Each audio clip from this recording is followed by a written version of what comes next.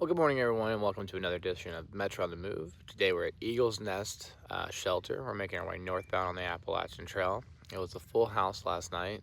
We ran into Hipster, Ripper, amongst several other hikers that are making their way from the halfway point to Katahdin. So we're starting to see a lot more people on the trail. Sitting in my tent because I'm actually enjoying this campsite I have. I don't know if you can see all around me or not, but I'm in my tent, just enjoying some coffee, and I'm gonna get packed up and be on my way very soon. So appreciate you guys being here. Let's keep moving, man.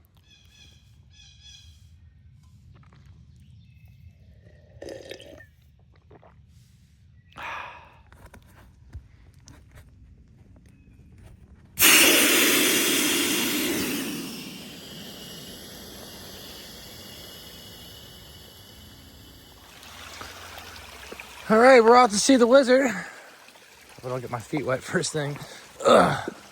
Just got some water, and now we're making our way on the Appalachian Trail. All right, guys, we are on the trail, and it is a glorious, glorious day. I don't know if you can see the sky above me. Skies are blue, and the sun is out. In fact, as you start to get out first thing in the morning, or golden hour, you'll start to see how nice that looks. The sun's just coming through the leaves. Doing some creek crossings. Still a little muddy out because it's been raining. Been raining a lot up here in Pennsylvania. So a lot of mud, a lot of slippery rocks. I think this is the last day, according to my pal Alpha Gal, saying that we've got some pointy rocks ahead. Pointy rocks. But that's all right. So what else is going on? Oh, well, again, looking at the rain, you know, everything's been getting soaked. Everything is muddy. Everything is slippery. But I will say the following. I've had a number of different backpacks in my lifetime. A number, right? I've had anything from REI branded gear, Deuter, Osprey. I've also had Z-Packs, Hyperlite, all kinds of backpacks, Gregory. But my favorite backpack is going to be Hyperlite mountain gear. Now, I have a Southwest 3400, and more recently I picked up a 40-liter backpack, the Unbound 40. Now, the Southwest was incredible. That's a full Dyneema pack, 55 liters, 3400. And I didn't have any issues with water over 4 years of carrying that pack. I carried it for 4 years. Now, at the end of it, I'm still using it. It's not dead or anything. It's still with us.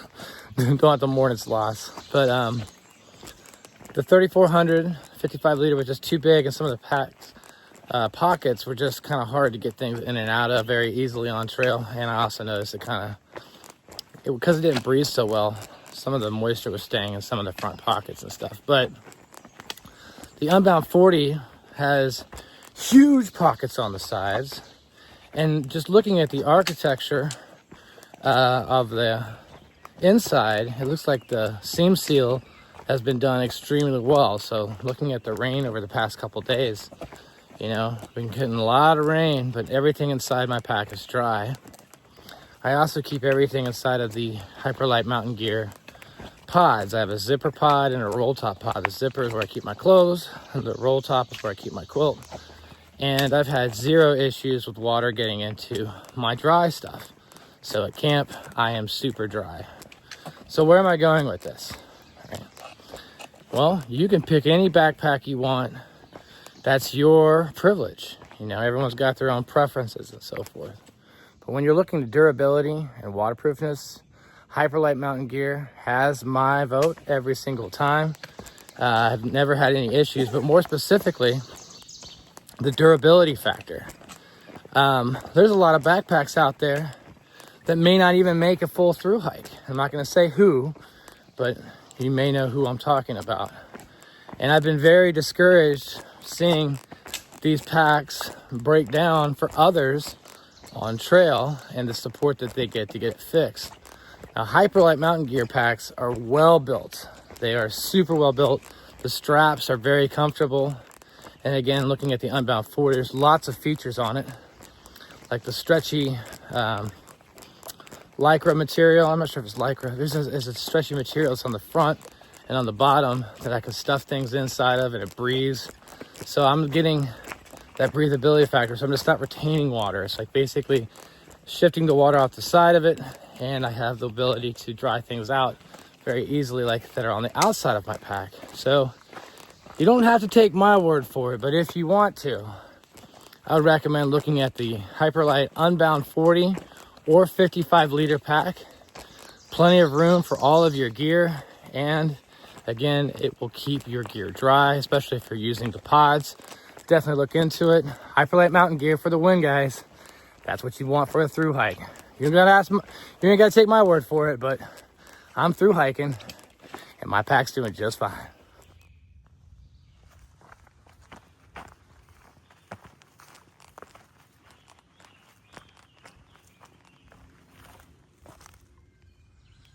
All right, guys, we are on the Appalachian Trail. Imagine that. But we are hiking through what appears to be just a sea of ferns. I have backpacked thousands of miles and I've never seen this many ferns just hanging out. I mean, somebody had to have gone fern crazy, Fern Gully crazy. But look, I mean, just look at this. It goes forever. So we're not getting Vista views, but we're getting Fern Gully views, man. All kinds of ferns up in this forest. Beautiful as the sun comes through and starts to crest the tops with the reflection of the sun and the dew. It's beautiful. But again, guys, we are on the Appalachian Trail. We've done several miles here in Pennsylvania. Today, though, we're going to be crossing through a town that might have some town food. I wonder what they might have. All right, so this is interesting. This is state Gamelands, right? Overnight camping permitted for thru hikers from one point beginning to an exit, which is not the place of beginning. So this is Pennsylvania rules on Gamelands.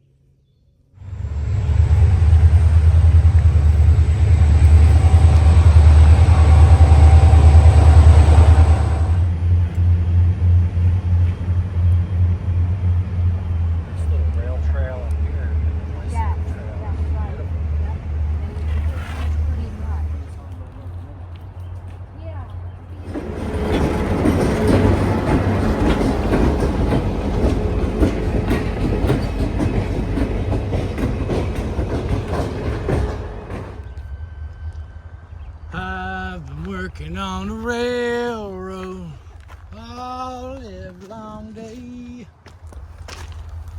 There's my buddy Chris Coney.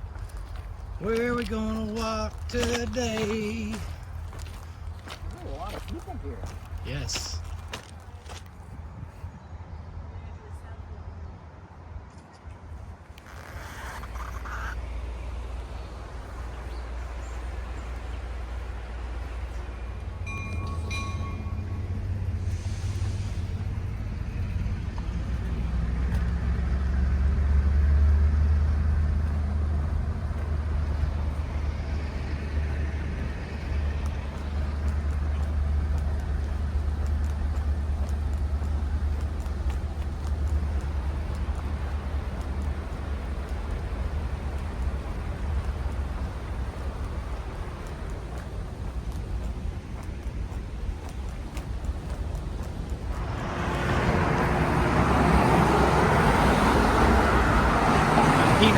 Huh?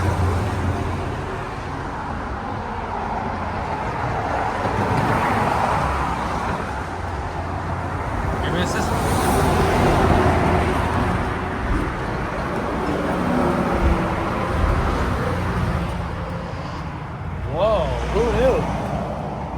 This place is cool. Look at all this.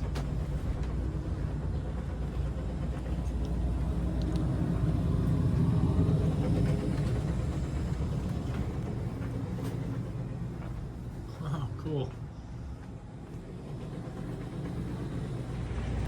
Hey, get a video of my nuts. Nice and toasted.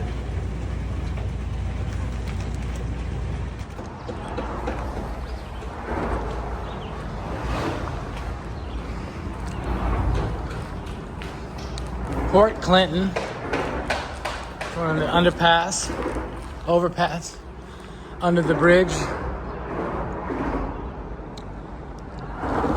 Look at my nut sack. I'm in a peanut shop, toasted nuts. Well, I hiked out of Port Clinton with a nut sack in my hand. Pound of nuts. I'm gonna eat these peanuts because they're protein packed and they're tasty. Got a pound of nuts for $2.50. It's pretty cool, man. At the peanut shop. Had an excellent lunch. California cheesesteak, peppers, onions, mushrooms, cheese, tomatoes. Yum, yum, yum, yum, yum, yum, yum. I mean, I tell you, that was one of the biggest cheesesteaks I think I've ever seen. I'm one of the skinniest people in that restaurant. I ate the whole thing. And some fries. I don't think they expected me to do that. But after I finished it, everybody clapped. Because even the fat guy couldn't eat his.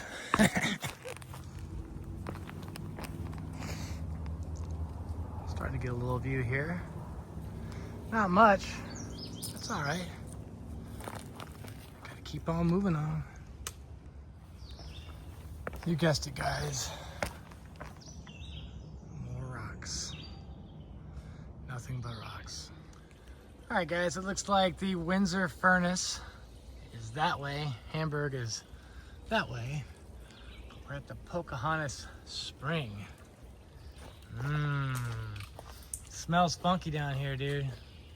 Let's see, is this actually it? Yep. It is, yeah. Pocahontas. Look at this, guys. We have made it almost 965.7 miles left to Katahdin. We've done 1,201.4. That doesn't even sound right.